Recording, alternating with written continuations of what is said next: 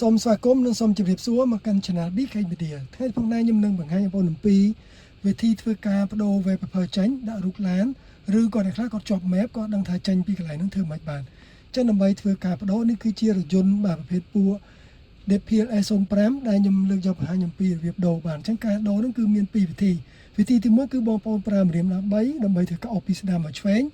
វិធីទី2គឺបងប្អូនបដូរតាមម៉នុយខាងលើដើម្បីធ្វើការបដូរបានចឹងដើម្បីធ្វើការបដូរខ្ញុំបង្ហាញបងប្អូនបាទបើសិនឡានបងប្អូនជាប់នៅក្នុង wallpaper ដូច្នេះបងប្អូនចង់ទៅរករូបឡានវិញគឺបងប្អូនអាចធ្វើបានវិធីទី1គឺប្រើម្រាមដៃ3អូសពីស្ដាំមកឆ្វេងបាទដូច្នេះគឺដូរមក map ទី1ទី2យើងដូរមកឡានទី3គឺដូរ wallpaper បាទអញ្ចឹងយើងអាចធ្វើការអូសដូរតាមចិត្តបាទប្រើម្រាមដៃ3អូសចឹងមកបាទដោយអូសពីស្ដាំមកឆ្វេងនេះជាវិធីទី1ចំណែកវិធីទី2បងប្អូនអាចដូរបាននេះគឺ slide ពីលើនេះមកបងប្អូននឹងឃើញថានេះដាក់ថា wallpaper នេះគឺជា map wallpaper ជាមួយនឹង car control បាទបងប្អូនចុចនេះគឺចូលដល់ map បាទអញ្ចឹង slide មកបងប្អូនចុចនេះគឺចូលដល់ wallpaper បើយើងចុចកន្លែងនេះគឺចូលដល់កន្លែងបាទ car control របស់យើងបាទនេះគឺជាវិធីបដូរ